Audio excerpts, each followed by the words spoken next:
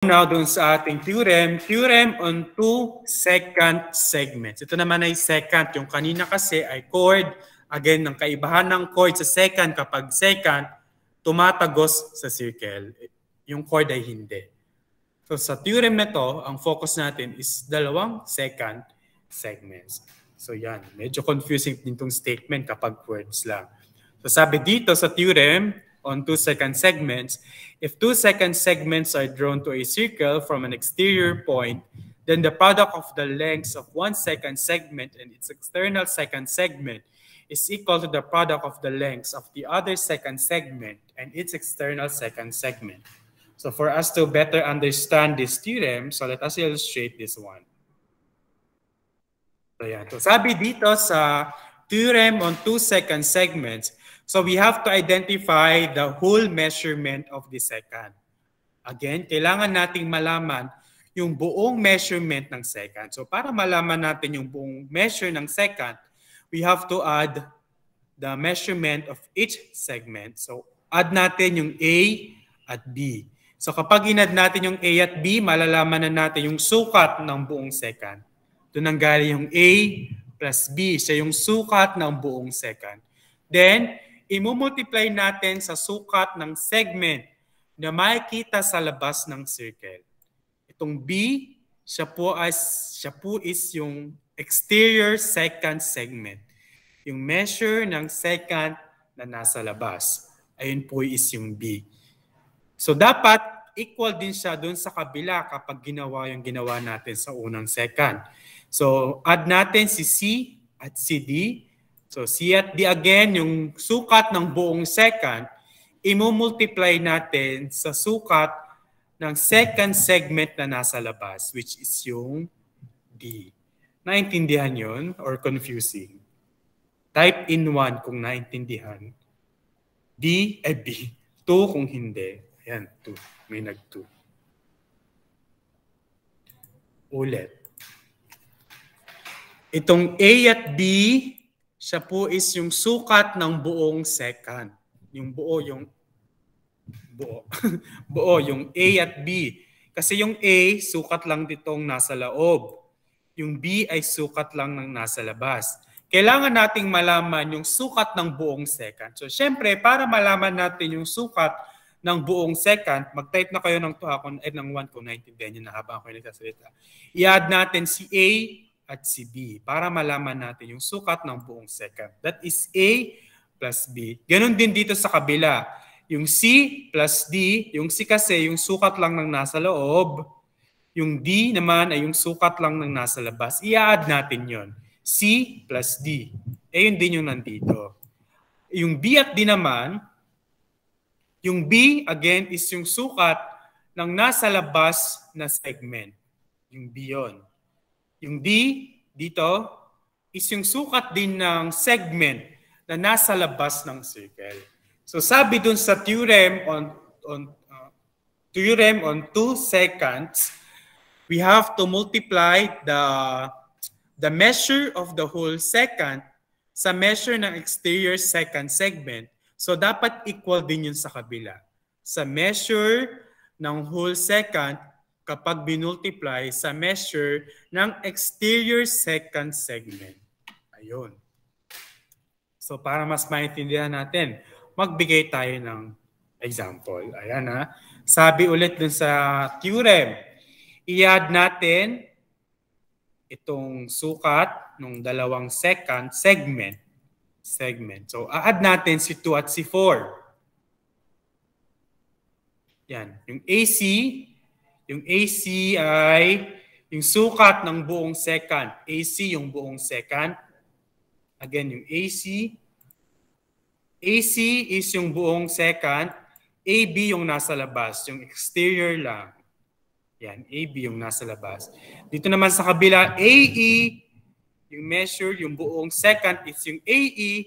Yung AD ay yung nasa labas. Naintindihan to? Itong equation na to? Type in 1 if yes, 2 if no. Be honest ha. Pili naman kung ulitin. Ayan. Again, AC is the measure of the whole second. AB is yung measure ng exterior, yung nasa labas lang na bahagi ng second.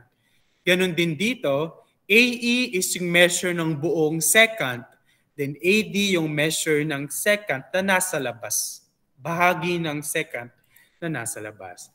So what is our AC? Based on sa given natin, sa illustration. Ano yung AC natin? Uriel. Taksan niyo po hawak sa headset. Yes, 6 ang ating AC. How about yung AB? Ano yung AB natin? Dafir. 4. Yes, 4 ang AB kasi yung AB yung nasa labas. How about dito sa kabila? AE. Ira Jane. 8 po. Yes, 8 ang ating AE. How about AD, yung nasa labas? Pauline. 3 po, sir. Yes, 3. So let us just substitute those given sa ating equation. Isa ko pa pala. 4 plus 2, ayun yun, 4 plus 2 times 4, then 3 plus 5 times 3. And that is 6 times 4 is equal to 8 times 3. So 6 times 4, that is 24, is equal to 24. So ayun yung sinasabi doon sa theorem on 2 second segments. We can use that theorem para ma-solve din yung given or para ma-solve yung nawawalang measurement. Again, sabi sa second theorem, just multiply the measure of the whole second segments to its exterior second segments. So dapat equal yun doon sa dalawa. Yan, example, ayan. Ang missing natin ay yung nasa loob na ano tawag dyan? Second segment. So, ang gagawin natin, ano kaya ang ating equation? Dito muna sa una. I-add daw natin yung dalawa. So, yan ay magiging x plus 8 kasi i-add natin itong x at 8 i-add natin. X plus 8, kaya naging x plus 8. Then yung 8, yung nasa labas, kaya may 8 po dito. Naintindihan kung bakit naging x plus 8 times 8 itong portion na to? Type in 1 if yes, 2 if no. Yung x plus 8 times 8. Kung bakit naging x plus 8 times 8 ito. And then we have 18 plus 6. Ito, 18 plus 6, yung sukat ng buong second, times 6, which is the exterior second segment.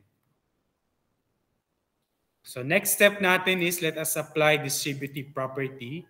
So 8 will be multiplied to x. The same is true with 8 will also be multiplied to 8.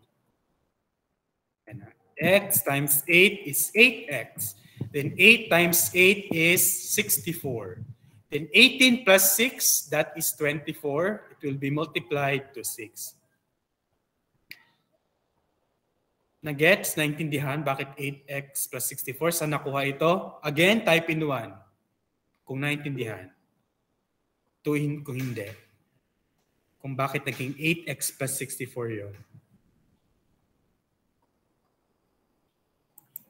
Yan. Okay, next step.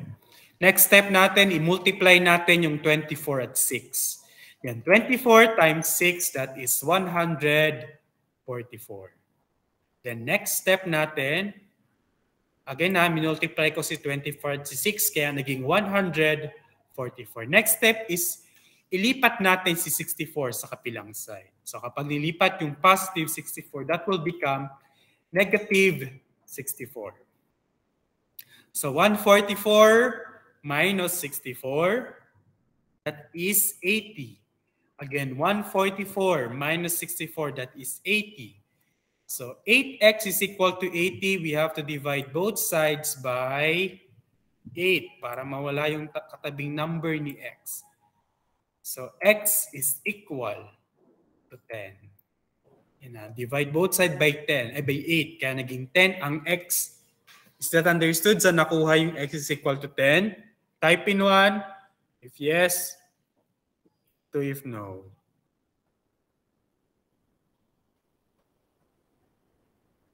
Ayan, very good. So x natin ay 10. So let us check if our answer is correct. So sabi natin ang x ay 10. 10 yan ha. 10 yan. So sabi natin ang x natin ay 10. If x is 10, so kapag inad si 10 at 8, multiplied to 8, it must be equal to 18 plus 6 times 6. Dapat equal yan. 10, ayan. 10 plus 8 ay 80. Then copy 8. 18 plus 6 is 24. And copy 6. 18 times 8, anong sagot doon? 18 times 8. 18 times 8. Oh, Mary Angela. 144 po. Yes, 144. That is equal to 24 times 6. Ang sagot din is 144. Saan pa ba yun? Ayan. Another example. So kayo naman, hanapin ang measure ng x. Raise your hand if you have your answer. I-ready yung sagot sa chat box. Mamaya i-send kapag okay na. Pag sinabi kong go.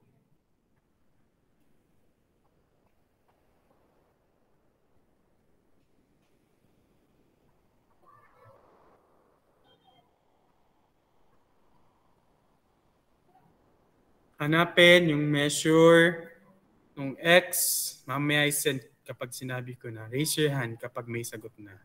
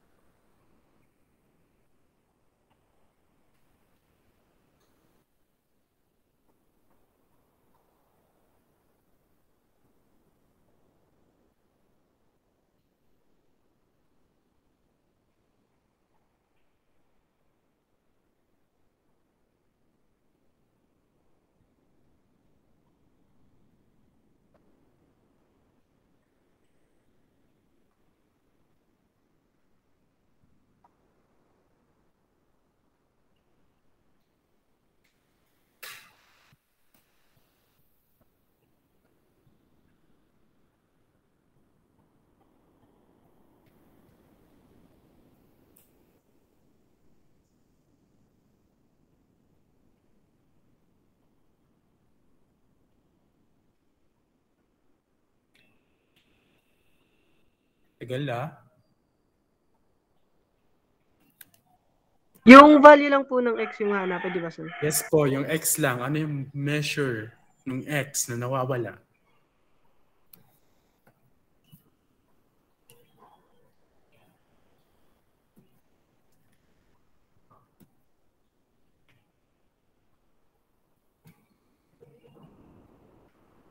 Okay, okay na yan. Send na po ang ating sagot.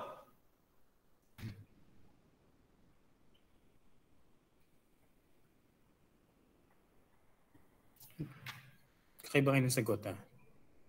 40 at saka 72.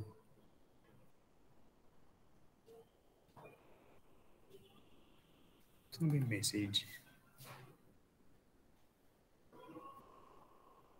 Okay, tingnan natin alin ba dyan talaga. 40 or 72. Meron kasi may sagot na 72. May 40. So tingnan natin. Again, ang nawawala natin is yung x. So ang ating equation dyan ay, ito po ang ating equation,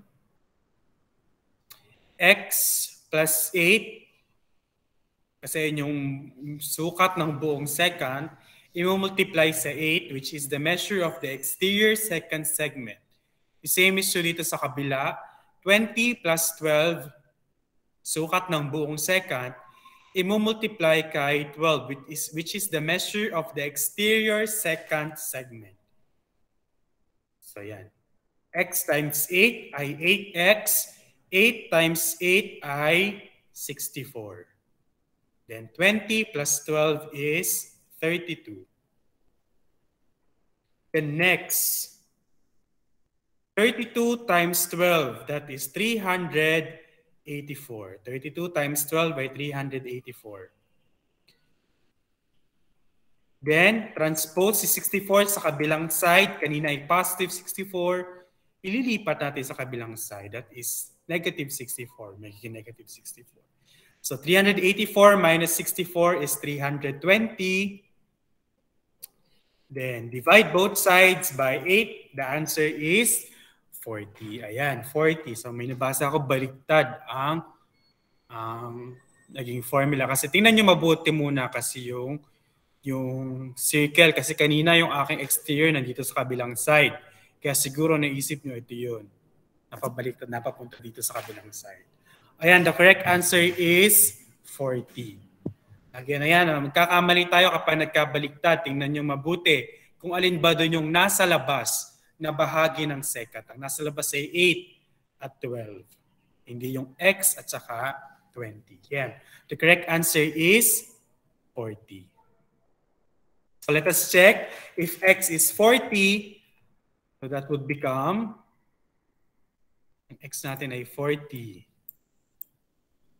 That would become 40 plus 8 times 8. It must be equal to 20 times 12. At 20 plus 12 times 12. So 48 times 8 is equal to 32 times 12. Anong sagot doon? 48 times 8. 48 times 8. Pyrene? 384. Yes, 384. 384 is equal to 384. Again, the correct answer po is 40, hindi 72. 72, nakuha nyo kasi baliktad yung inyong naging equation. Ayan.